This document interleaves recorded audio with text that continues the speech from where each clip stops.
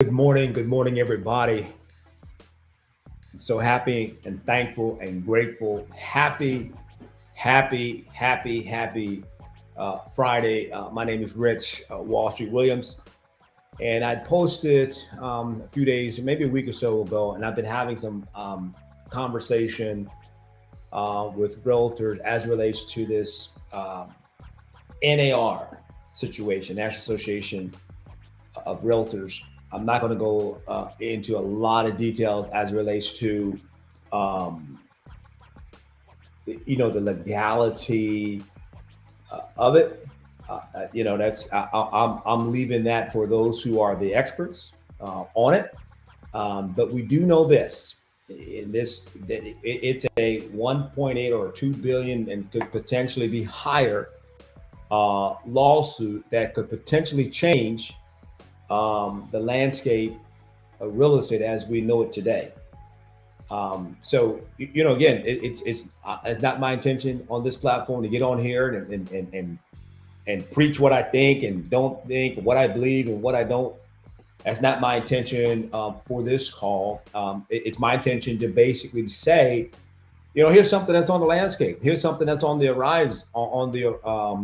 horizon, and we need to be prepared for it. We just can't hide. We can't pretend it's going to go away. We can't. It's here.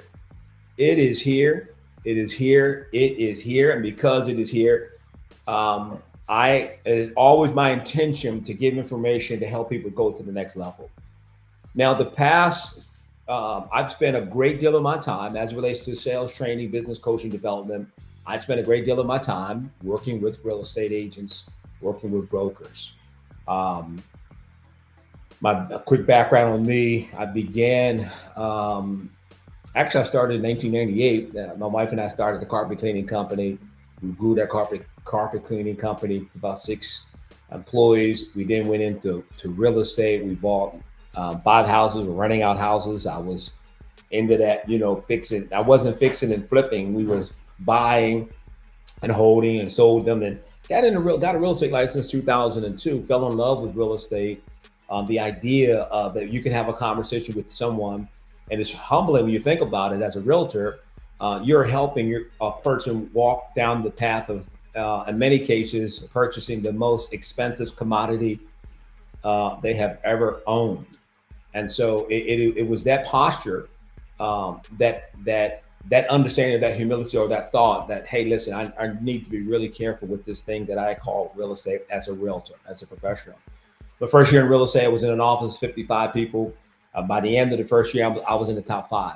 How do you get to the top 5? I got to the top 5 because I'm old school. I understood the hustle, the connection between the number of people that I talked to and the contracts that I write, subsequently then the properties that close. By my second year in real estate, I began to go down the path of becoming a national trainer, speaker for a company called Sweat Hogs. Um, I don't know if you're familiar with Sweat Hogs or heard the name Sweat Hogs. Those that have been in real estate a little bit, Sweat Hogs. Let me test it. Let me test you real quick. If I were to say sweat, you would say what?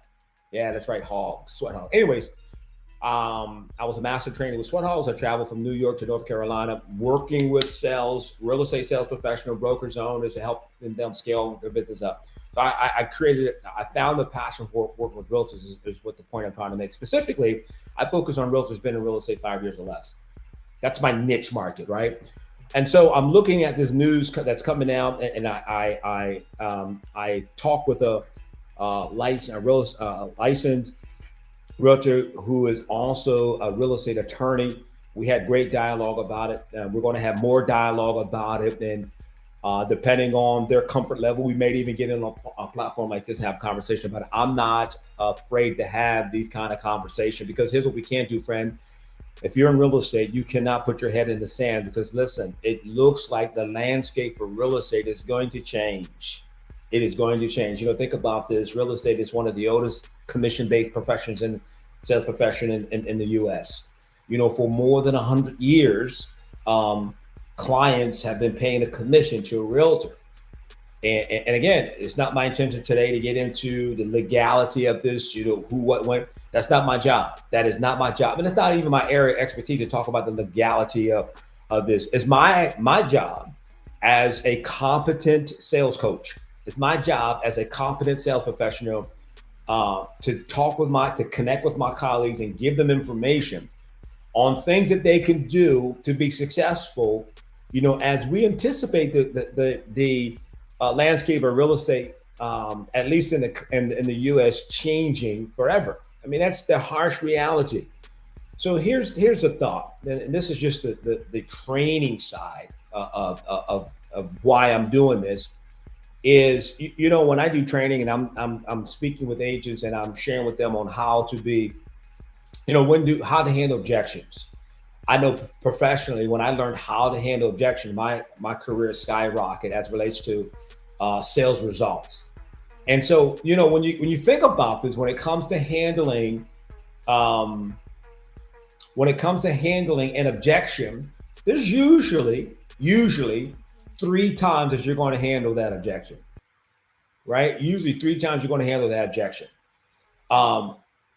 You're either going to handle that objection up front. You're going to maybe handle that objection during your presentation, or the third possibility is you may not have to handle the objection at all. Here's what I'm saying. I'm saying as a competent, thriving real estate professional, it is our duty. What did I say? It is our duty to be prepared to handle that objection. So what I've done is I quickly put together 10 things that I believe will help realtors be successful as we prepare for this pending change in the real estate landscape. Oh, by the way, if you want this list, just let me know. I don't mind sharing it. It's a PDF. I don't mind sharing it. And I'm just stressing to cover us at Momentum Consulting. I am not a licensed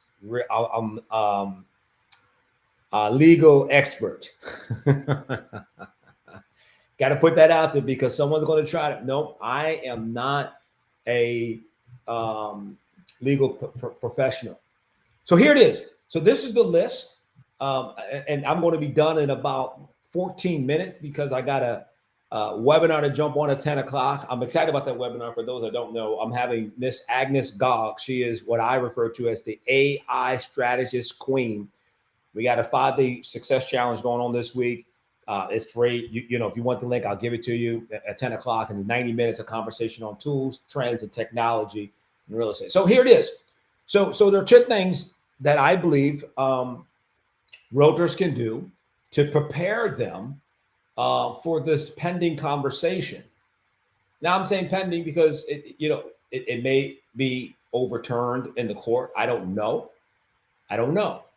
It may be overturned in the court, but again, I believe it's at least you and I due diligence. So overcome this objective related to the National Association of Realtors pending lawsuit. Let me say pending. It is a lawsuit to some degree. No, it is a lawsuit. I should say to some degree. But we want to address concerns, right? And transparency, I believe, is the key to our success. And emphasizing the value that a realtor brings to the notice. I'm not saying real estate. I'm saying a realtor. A realtor is an individual that subscribes to a code of ethics. The value that a realtor brings to the table. And here's a guide on how to handle objections that's related to the. And I don't know if anyone else in the country that's having a conversation on these 10 things. I don't know. Maybe they are having it. I decided I'm going to do it with my the audience that I have, and I'm probably going to be having this conversation at least once a month. I know I'm going to get requests from brokers to, hey, can you talk with my agent? I don't mind doing that because I'm a neutral person. I have a real estate background, but I'm focused on training, education, developing sales team for success. So I don't mind having this conversation, right? So the first thing you always want to be, you want to be knowledgeable, and you want to be transparent. You can't put your head in the sand. You can't hide. You can't hope it's going to go away. Ladies and gentlemen, we have to have this conversation. So we have to acknowledge your concern. Begin by acknowledging the buyer's awareness of the lawsuit. Now, if the buyer doesn't bring it up, cool. So here's a piece that's going to provoke or prompt these conversations with realtors as it relates to this lawsuit. Is the seller doesn't have to put it at 5, 6, 7, or whatever level of commission, because commission is negotiable. And traditionally, if it's 5%, if it's 6%, then that commission is split between the listing agent and the buyer's agent, traditionally. So that may be changing. The seller may say, no, I'm only going to put it up for 2.5%. You're only going to get 2.5% realtor. You're only going to get 3% listing agent. And I am not putting anything up for the buyer's agent. Now it will be up to the listing agent. If you still want to give the buyer's agent something, that's totally up to you. Listen, anything that I share today, here's another protection for me, a little caveat. Anything that I say, if it's contrary to what your broker is telling you, at the end of the day, you disregard what I tell you and you follow what your broker, what your regional VP, what your organization is saying. At the end of the day, you disregard what I'm saying and you go with whatever your broker is telling you, your manager is telling you, your regional VP is telling you, your organization is telling you. That's what you go with. But I just know that if I'm sitting in front of a buyer and this comes up, I got to be transparent. I'm sitting in front of a seller and this comes up, I have to start by being transparent. The second thing I'm going to do is I'm going to emphasize the value of realtor. Listen, value is information, importance, and interest. Value. I'm going to sell my value. One of the things that I encourage agents to do when I'm involved and I'm doing coaching is, what is your UVP? What is your unique value proposition? Why in the heck would anyone pick up the phone and call you? What's your unique value proposition? So you got to be able to emphasize your value. By the way, if you haven't taken the time to discover what your value is, start with your value words. Get a list of descriptive, loyal, integrity, and go through that list and then circle 3 or 4 things that relate with you. If you want a sample list, I have a sample list of about 40 words. You go through the 40 words, you pick out 10, then you go through the 10 words, you pick out, okay, these are the 3 or 5 words of value words that resonate with me. When I did the exercise, the 3 words that value words for me is faith, family, and fitness, right? Those are 3 things that's important to me. But you got to emphasize your value. The third thing I'm going to do is market insights and negotiation skills. Time in real estate. This is just Coach Rich. This is just me, friend. Hey, listen, don't take what I say personal. I'm just shooting straight with it. Time in real estate doesn't necessarily equal competency in real estate. Time in real estate doesn't necessarily equal competency. You could be in real estate for 10, 15, 20 years and still be incompetent to some degree. I don't mean that offensively. I'm just shooting straight, friend. I got less than 10 minutes, right? So understand the market, share insights on the stability of growth of real estate, demonstrate your understanding of the market and ability to negotiate them successfully. That's why today on our 5-day success challenge in real estate, I'm going to spend time talking about technology and trends for 2024. Number 4, client testimonies and success stories. What am I doing? I'm building value. Yes, the seller buyer has a concern about this NAR lawsuit, right? It's going to happen. And yes, maybe the seller is going to say, I'm not going to give you more listing agent more than 2 or 3% because I am not paying for that.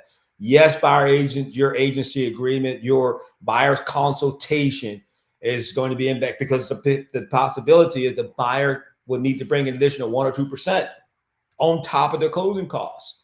And that extra 1 or 2%, if it's a first-time buyer, could be tragedy.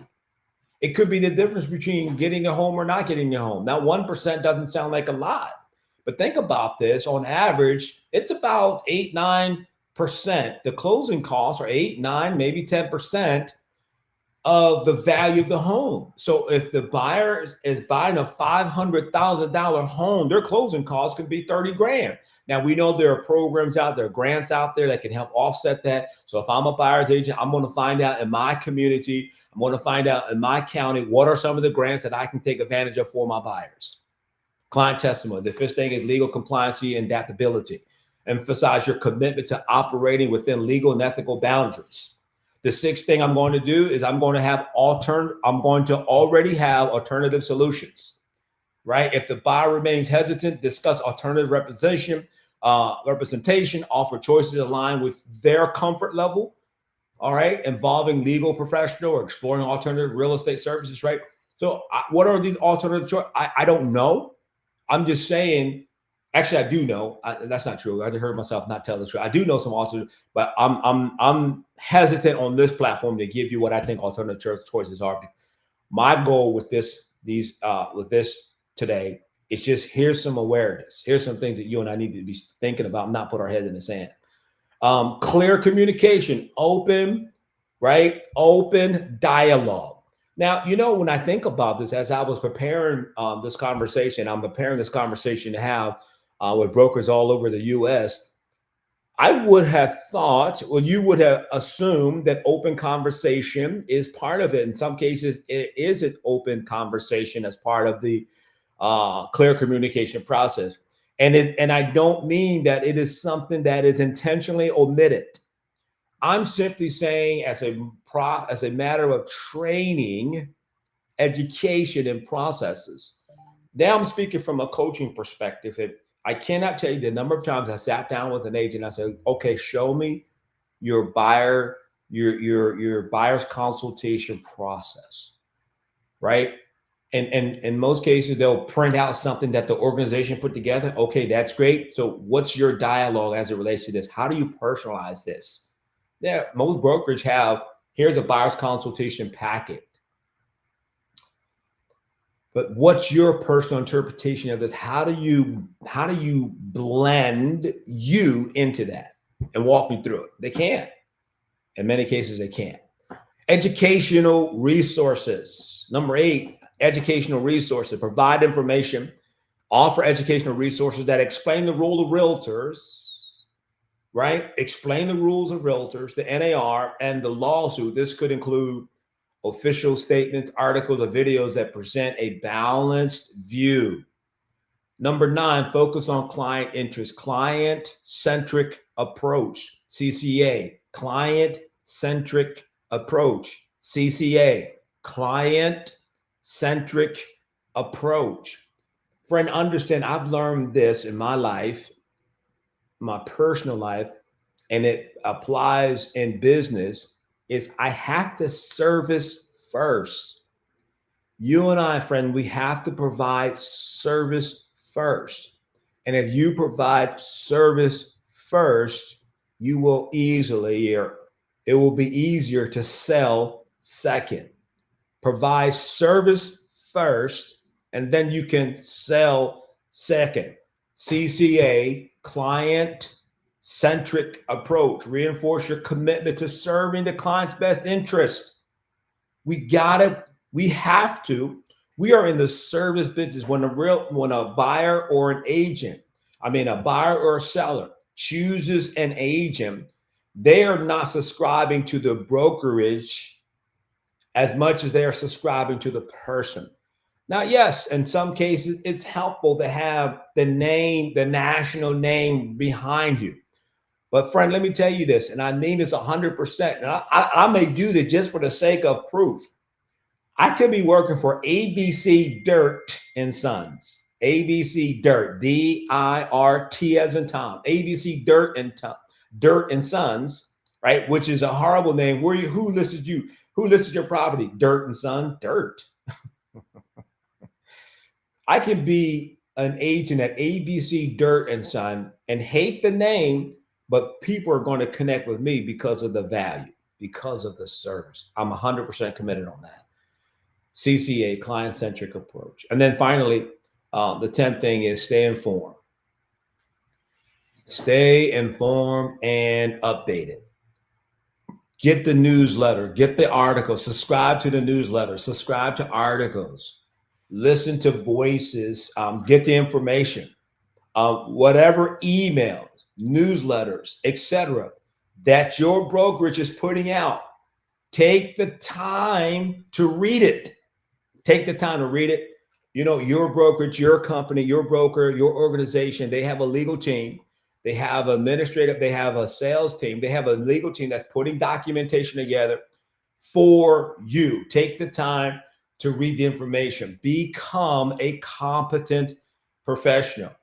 And here's my final piece of advice as we wind down, and I got about a minute and 10 seconds or so is remember this. In preparing for this, you practice, drill, and rehearse. Friend, you have to practice, drill, and rehearse. Practice, drill, and rehearse. Why, Rich? Because when you practice, drill, and rehearse in advance, you become confident, right? You are competent and you sound natural. Practice, drill, and rehearse. Practice, drill, and rehearse, right? Practice, drill, and rehearse. If you practice, drill, and rehearse, you'll be confident, competent, and friend, you will sound natural. Well, I appreciate your time, friend. Logging on again. If you want that list of 10 things that you can do, feel free to shoot me an email. I'll be more than happy to get that information out to you. On the screen somewhere below, you'll see my phone number. Call us. There's my email address if you want more information, or maybe you're a broker, owner of an organization, and you want me to have conversations with your brokerage. I don't mind doing it. So let's do it. Rich, what's the cost? I'm not charging because I'm passionate about getting this information out. So if you want me to hop on a Zoom with your team, if you want me to set up a webinar, for 10, 15 minutes, 30 minutes and go through this and answer questions, I don't mind doing that.